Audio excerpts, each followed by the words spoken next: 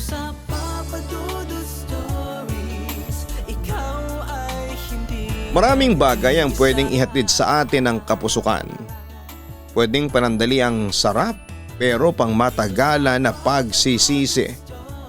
Kaya dapat palaging pag-isipan ang mga desisyon na gagawin sa bawat oras ng ating buhay. Dear Papa Dudut, magandang gabi sa inyo at sa mga gising pa sa oras na ito. Tawagin niyo na lamang po ako sa pangalang Jomer, 37 years old, nakatira dito sa Pandacan, Manila. Matagal niyo na rin po akong avid listener at matagal ko na rin gustong sumulat. Pero dahil medyo sensitibo itong kwento na gusto kong ibahagi ay matagal ko rin po itong pinag-isipan talaga. Sa tingin ko naman ay naka-move on na ako kaya okay na sa akin ang magkwento tungkol dito. Papa Dudut, meron akong girlfriend na Deli ang pangalan. Nakilala ko siya sa dating kumpanya na pinagtatrabahuhan ko. Nauna ako sa kanya sa kumpanya na yon at noong bago lamang siya talaga namang naagaw niya ang atensyon ng mga kalalakihan na nagtatrabaho sa aming opisina. Matangkad kasi siya, maputi at balingkinita ng katawan. Marami ang gustong mag-train sa kanya pero ako ang sinwerteng napili ng supervisor namin. Mabilis lang naman siyang turuan tungkol sa mga task namin sa opisina, Papa Dudut. Fast learner si Deli at hindi ko na kailangan na ulit-ulitin sa kanya ang topic namin. Nangihinayang nga ako noon kasi kung hindi siya fast learner, mas magtatagal pa sana ang training namin at mas matagal ko pa sana siyang makakasama. Jomer, eto ang kape o, ang wika ni Deli nang abutan niya ako ng isang mamahaling kape. Uy, salamat. Para saan to? Tanong ko sa kanya. Para sa iyo syempre, sa pagturo mo sa akin sa mga task na kailangan kong gawin dito sa opisina. Tugon niya. Ano ka ba, hindi ka na dapat nag-abala pa? Ang wika ko. Alam ko naman na nahihirapan ka sa akin kaya gusto kong bumawi kahit sa ganitong simpleng paraan lang. Ang sabi pa niya. Hindi ako nahirapan na mag-train sa iyo kasi ang bilis mo matuto. Isa ka sa mga newbie na pinakamabilis turuan. Tugon ko naman. Gumiti si Deli. Natuwa naman ako sa sinabi mo. Thank you, Jomer. Sabi niya. Wala yun. Sinasabi ko lang naman yung totoo. Tugon ko naman sa kanya. Totoo talaga ang sinasabi ko na yon, Papa Dudut. Isa si Deli sa mga trainee na mabilis talagang turuan. Kaya hindi ako nahirapan. Nakakatuwa nga kasi kahit tapos na ang training namin ay hindi nagbago ang pakikitungo niya sa akin. Mas naging malambing pa nga siya sa akin, kaya naman madalas akong tuksuhin ng mga katrabaho kong lalaki. Uy pare, nakakainggit ka naman, ang wika pa ni Gerald. Hay bakit? Nagtatakang tanong ko. Mukhang malakas ang tama sa ni Tesaya. Sagot niya. Gagi, ano ba yung sinasabi mo? Walang ganun pare, ang sabi ko naman sa kanya. Anong walang ganun? Halata kaya na may gusto sa'yo si Deli? Giit pa niya. Malisyoso ka lang talaga, kaya kung ano-ano yung mga nasa isip mo, pagtawa ko pa. Aminin mo na, ramdam mo rin naman na may gusto siya sa'yo. Giit pa ni Gerald. Hindi kanya lalapit-lapitan dito sa station mo at dadalhan ng kape kung wala siyang gusto sa'yo. Dugtong pa niya. Bigla siyang natahimik ng ilang saglit lang. Ay lumapit sa amin si Deli at may dalang kape na para raw sa akin. Aaminin ko, naramdam ko rin ang pagkagusto sa akin ni Deli. Lalaki ako, kaya alam ko kapag nagpapapansin sa akin ng isang babae. Diyahe nga lang talaga na hindi ko siya kaagad mapormahan kasi panayang panunukso sa amin ng mga katrabaho ko. Ayoko pa naman nung babae na nalapit sa akin. Mas gusto ko na ako nag-i-effort para mapalapit sa isang babae. Kaya naman hinayaan ko na lamang si Deli sa ginagawa niya pati na ang mga katrabaho ko sa mga panunukso ng mga ito sa akin. Pero ilang linggong lumipas ay napansin ko ang biglang panlalamig sa akin ni Deli. Hindi na siya masyadong pumupunta sa station ko para dalhan ako ng kape o makapagkwentuhan sa akin. Kapag kinakausap ko siya tungkol sa trabaho ay hindi na rin siya masyadong nagsasalita pa. Palaging matipid ang mga sagot na ibinibigay niya sa akin. Para bang palaging walang gana na kausap ako. Palaging masungit o pasuplada. Hanggang sa hindi ko na natiis at kinausap ko siya isang gabi na nagkasabay kami sa may waiting shed. Tinanong ko sa kanya kung ano ba ang problema niya at palagi niya akong sinusungitan.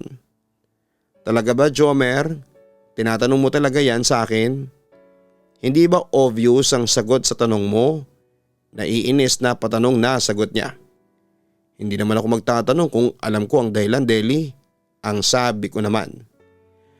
Nagbitaw siya ng malalim na buntong hininga bago tumingin sa akin. Naiinis ako sa iyo. Ang wika niya. Sa akin? Naiinis ka? Bakit naman? Naguguluhan at sunod-sunod na tanong ko pa. Kasi napakamanhid mo. Hindi mo man lang pinapansin yung feelings ko para sa iyo, Jomer. Hindi ba talaga obvious na gusto kita? Tanong niya. Obvious? Medyo pabigla na sagot ko. Alam mo? Biglang gulat na tanong niya. Nakita ko ang pamumula ng magkabilang pisngi niya. Oo, may pag-aalinlangan na tugon ko. Paano mo nalaman? Tanong pa niya. Napansin ko lang kasi. Kasi nga medyo halata naman sa ginagawa mo para sa akin. Tugon ko. Biglang natahimik si Deli.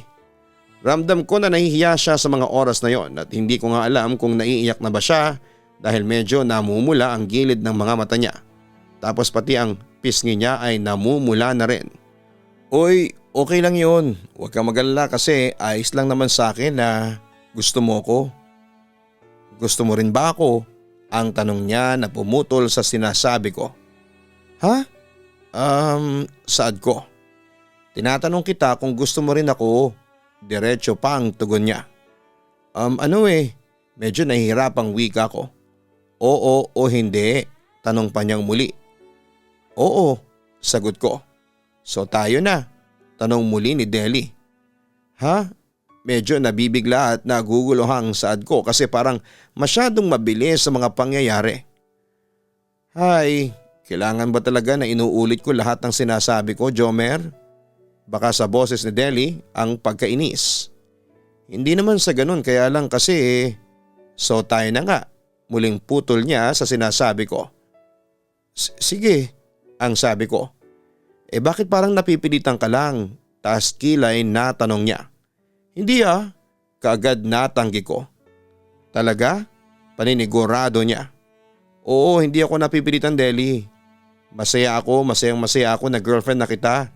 Kaagad namang sagot ko. Ganong kabilis ang simula ng relasyon namin ni Deli, Papa Dudut. Walang ligawan na nangyari, kung tutusin ay parang siya pa nga yun ang ligaw sa akin. Pero sa itsurang yun ni Deli ay tatanggi pa ba naman ako na maging boyfriend niya? Siyempre hindi no, lalo na at maraming lalaki sa opisina namin ang gusto na maging kasintahan niya. Kaya naman masasabi ko na maswerte na ako ang natipuhan ni Deli. Tapos siya pa nag-effort para masimula ng relasyon naming dalawa. Gusto ko naman talaga siyang pormahan nung una pa lamang. Sadyang hindi lang talaga ako makadiskarte dahil nga sa mga pang-aasar sa akin ng mga katrabaho ko noon. Nasisira yung mga bagay na gusto kong gawin pagdating sana sa panliligaw. Pero ayun na nga, mabuti na lang at si Deli na ang unang gumawa ng hakbang para mas magkalapit kaming dalawa noon, Papa Dudut. Sa unang mga buwan ng relasyon namin ni Deli ay napansin ko na kaagad na mas clingy at malambing siya bilang girlfriend, Papa Dudut. Kapag break time niya ay palagi siyang nasa station ko at hinihintay din ang break time ko. Gusto niya na sabay kaming magkape o mag-lunch break. Kapag naunahang matapos ang shift niya sa trabaho ay hihintayin niya pa ako. Kahit na naka-overtime pa ako. Madalas din nakakain pa kami bago ko siya ihatid sa bahay nila. At habang kumakain kami gusto niya na hawak niya ang isang kamay ko. Marami na ako naging girlfriend dahil hindi naman sa pagyayabang ay malakas din ang dating ko sa mga babae, Papa Dudut. Matangkad ako, moreno, ang kulay ng balat at matipuno ang pangangatawan. Kaya nga hindi na rin nagtataka ang mga kasama ko sa trabaho ko kung ako ang matipuhan ni Deli dahil sa itsura ko. Kapag alam nila na gusto ko ang babae na gusto nilang ligawan ay umaatras na kagad sila dahil ramdam na raw kaagad nila na wala silang pag-asa. At sa lahat na naging girlfriend ko ay masasabi ko na si Deli talaga ang pinaka-clingy at sweet sa lahat. Kumusta namang girlfriend si Deli pare? Tanong ni Gerald sa akin. Ayos naman, tugon ko. Ayos na ayos lang o ayos na ayos? Tanong niya pa na medyo kinatawa ko. Ayos na ayos. Kahit medyo clingy niya at nasobrahan sa sweetness, okay lang sa akin.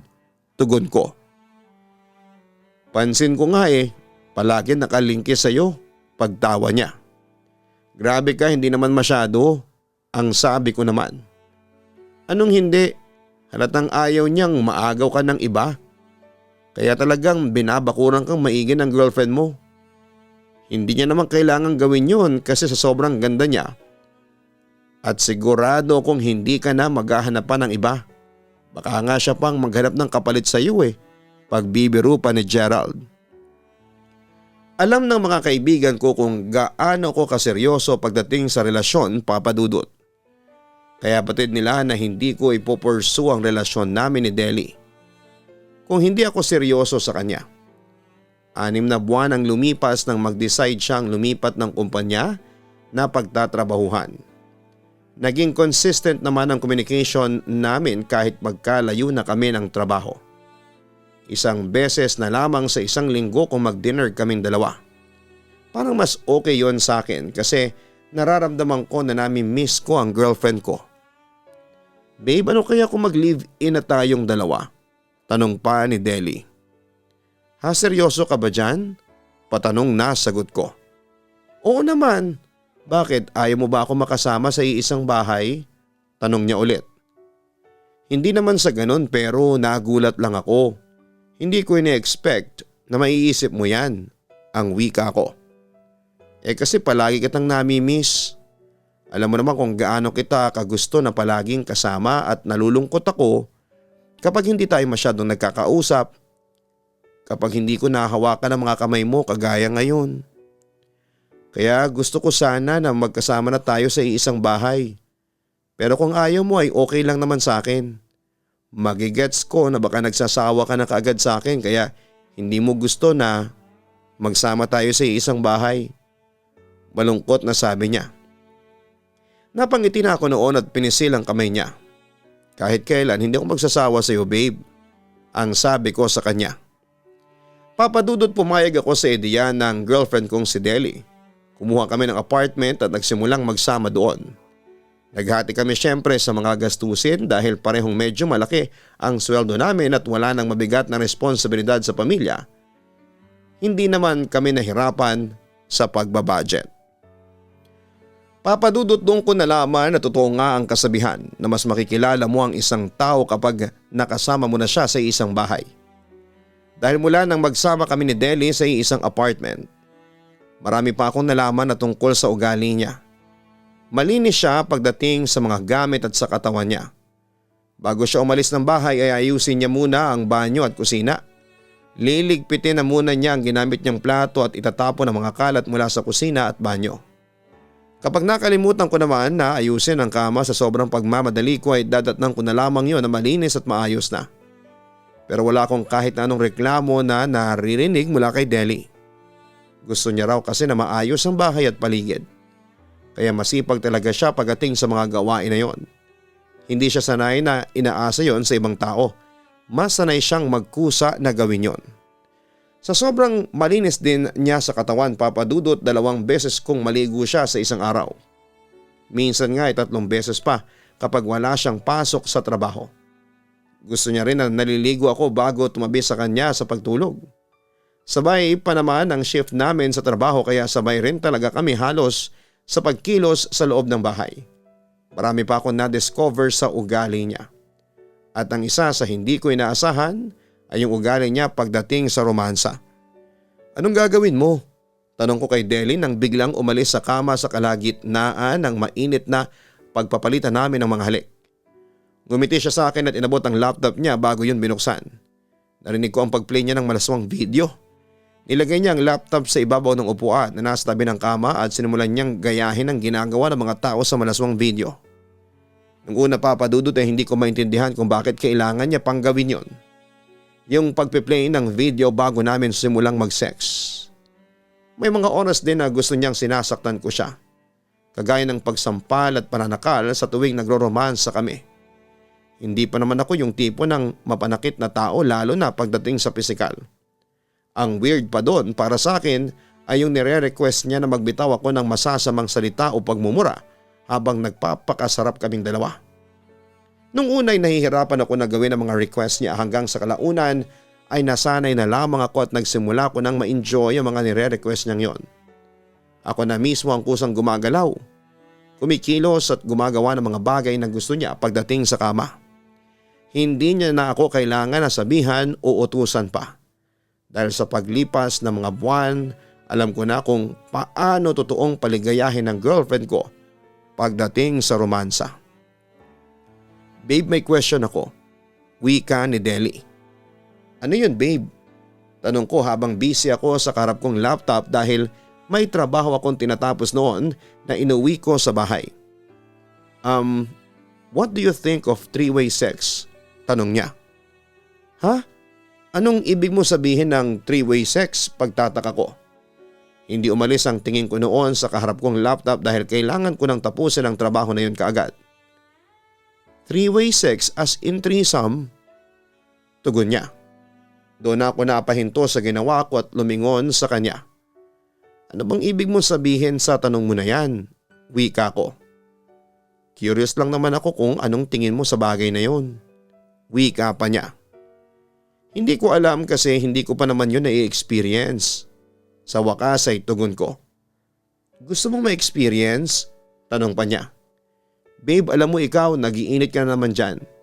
Hintay mo na lang na matapos ako dito sa ginagawa kong trabaho at ikaw naman ang tatrabahuhin ko dyan sa kama. Napapailing na sabi ko pa sa kanya. Bakit kasi hindi mo na lang ako unahing trabahuhin kesa dyan sa laptop mo? Paghahamon pa niya. Napailing na lamang ako at napangiti dahil sa sinabi niyang yon. Sinarado ko na ang laptop ko bago pumunta sa kama at kaagad na pumaibabaw sa kanya. Dahil halos 1 taon na kaming nagsasama noon ni Deli ay alam ko na ang lahat ng paraan ng pagromansa para makuha ko ang pinakakiliti niya. At akala ko ay sapat na yun sa kanya. Pero hindi pa rin pala. Kasi papadudot nagsimula akong makaramdam ng unti-unting panlalamig ng partner ko. Oo, malambing at masikaso pa rin naman siya pero pagdating sa kama, pakiramdam ko ay napipilitan na lamang siya na may mangyari sa aming dalawa. Sa kabila ng mga pag-ungol na binibitawan niya, sa ginagawa ko minsan ay nararamdaman ko na parang hindi na yun totoo. Parang pinipeke na lamang niya ang lahat para maipakita na kunwari ay nag-i-enjoy pa rin siya sa ginagawa namin. Lalaki ako at alam ko kapag nasasatisfy ko ang isang babae pagdating sa romansa. Hinayaan ko lamang si Deli sa kung ano ang napapansin ko sa kanya. Inisip ko na baka wala lang talaga siya sa mood dahil sa mga patong-patong na trabaho niya. Pero tumagal ang napapansin ko na yon sa kanya hanggang sa hindi na ako nakatiis at kinausap ko na siya tungkol sa bagay na yon. May problema ba tayo? Tanong ko kay Deli. Ha, wala naman. Bakit mo naman natanong yan? Pabalik na tanong niya sa akin. Nung una nahihiya pa akong sabihin sa kanya kung ano ba ang problema na gusto kong tukuyin. Pero dahil gusto ko talagang maayos ang relasyon naming dalawa, dineretso ko rin sa kanya ang tungkol sa isyo ko pagdating sa romansa. Hindi naman ako demanding na tao. Mas lalo na pagdating sa romansa. Para nga sa akin ay sobrang babaw ng sex para pag-awayan ng dalawang tao na magkarelasyon. Pero kung iisipin nating mabuti, malaki din ang parte nito pagdating sa isang relasyon. Kaya hindi ito pwedeng basta na lamang ipagsawalang bahala. Sa pag-uusap namin na yon, papadudot ay inamin sa akin ni Deli ang dahilan ng pananamlay niya pagdating sa romansa. Sinabi niya na may hinahanap daw ang katawan niya na kung ano na hindi niya maintindihan. Para may gusto siyang subukan na bagay na baka hindi naman daw ako pumayag. Alam ko ng bagay na nasa isipan niya noon at tinanong ko pa rin siya. Gusto ko kasi sanang subukan na mag-threesome tayo. May pag-aalinlangan na sagot ni Deli. Tama ako. Yun din ang nasa isipan ko na dahilan niya. May ilang beses niya kasing binanggit yun noon pero palagi ko na lamang iniiba ang topic ng usapan kasi hindi ko alam kung ano ba ang dapat kong isagot. Pero kasi ng mga oras na yun ay desidido talaga ako na maayos ang relasyon naming dalawa. Kaya naman sa huli pumayag ako, Papa Dudut. Pumayag ako sa gusto niyang mangyari na maranasan ng threesome na pinapantasan niya pagdating sa romansa. Hindi nga makapaniwala noon si Deli at tinanong niya pa ako kung napipilitan lang ba ako sa bagay na yon. Sabi ko naman ay hindi naman dahil curious din ako tungkol doon. Kahit ang totoo ay hindi ako sigurado kung kaya ko ba talagang mag-enjoy pagdating sa pakikipagromansa sa isa pang babae. Papadudot si Deli ang kumuha ng isa pang babae para sa gaganaping threesome namin. At doon pa talaga namin ginawa yun sa mismong kwarto namin ng girlfriend ko. Lalaki ako at aaminin ko na nag-enjoy din naman talaga ako sa ginawa naming tatlo. Lalo na't mukhang sanay na sanay ang babae na nakuha ni Deli. Kaibigan niya raw ang babae at talaga namang game pagdating sa ganung bagay. Kahit na first time din yun ni Deli ay nakita ko kung gaano siya nag-enjoy sa ginawa naming tatlo. Yun siguro ang matagal na niyang gustong maranasan at i-explore. Yung mga ganong ka-wild na bagay. Pagkatapos ng ginawa namin na yon ay para akong medyo nanliit sa sarili ko. Kasi pakiramdam ko ay binenta ko ang babaeng mahal ko. Kaya naman nagsimula na akong mawala ng gana sa relasyon namin ni Deli. Lalo na, nangayain niya ulit ako na makipag-threesome. Sinabi ko na hindi ko na kayang ulitin yon lalo na at mahal ko naman talaga si Deli. Papadudot na uwi rin sa hiwalayan ng relasyon naming dalawa. Hindi ko na rin kasi talaga siya kayang pagbigyan. Dahil para sa akin ay masarap makipag-sex sa taong mahal mo. Magkaiba naman tayo ng paniniwala. Nirerespeto ko ang paniniwala niya pero hindi ibig sabihin na kaya kong gawin lahat ng gusto niya. Hindi ko kayang magsunod-sunuran sa mga bagay na gusto niyang gawin pagdating sa pakikipagromansa. Kaya naman sa huli nakipaghiwalay din talaga ako sa kanya, Papa Dudut. Tinanggap namin na marami kaming pagkakaiba. Na mahirap talagang pagsamahin ng dalawang magkaiba ang paniniwala tungkol sa pag-ibig o relasyon. Pero naging mabuti naman kaming magkaibigan. Siguro kasi dinaan namin yon sa maayos na paraan ng pagtatapos ng aming relasyon. Papadudot kung sakali man na mapili po ninyo itong sulat ko ay labis ko pong ipagpapasalamat. Alam ko naman kasi na may aral din po itong maiiwan lalo na sa mga mapupusok na tao pagdating sa relasyon. Na hindi natin pwedeng ipilit sa iba ang mga bagay na gusto natin pero ayaw naman nila. Maraming salamat pong muli, Papa Dudut. Lubos na gumagalang, Jomer. Maraming salamat din, Jomer, sa pagsulat mo sa aking YouTube channel. At hanapin mo din ang Papa Dudut Family YouTube channel at kaistorya. Salamat sa pagbabahagi mo ng isang parte ng buhay mo. Tama ka sa sinabi mo na hindi dapat nating pinipilit ang gusto natin sa isang tao, lalo na kung yon ang salungat sa nararamdaman nila. Meron tayong magkaibang ugali na madalas ay hindi naiintindihan ng iba. Pero kailangan magkaroon ng give and take pagdating sa relasyon para mas lalong magkasundo ang dalawang tao. Para mas lalo nilang maintindihan ang isa't isa. Yun siguro ang bagay na nawala sa relasyon ninyo kaya tuluyan na kayong nagkahiwalay. Ang mahalaga naman dyan ay alam mo sa sarili mo na binigay mo ang tamang pagmamahal sa babaeng espesyal sa puso mo.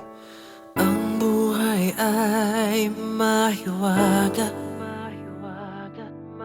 laging may lungkot at saya.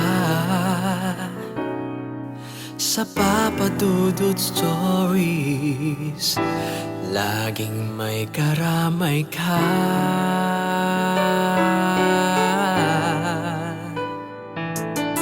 Mga problemang kaibigan, dito ay pakikinggan ka. Sa Papa Dudut Stories, kami ay iyong kasama.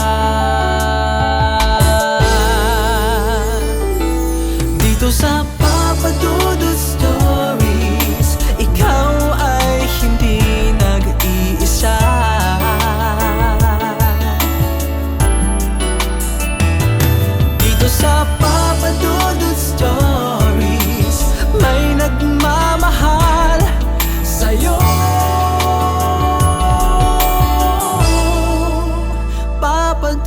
Dudut Stories.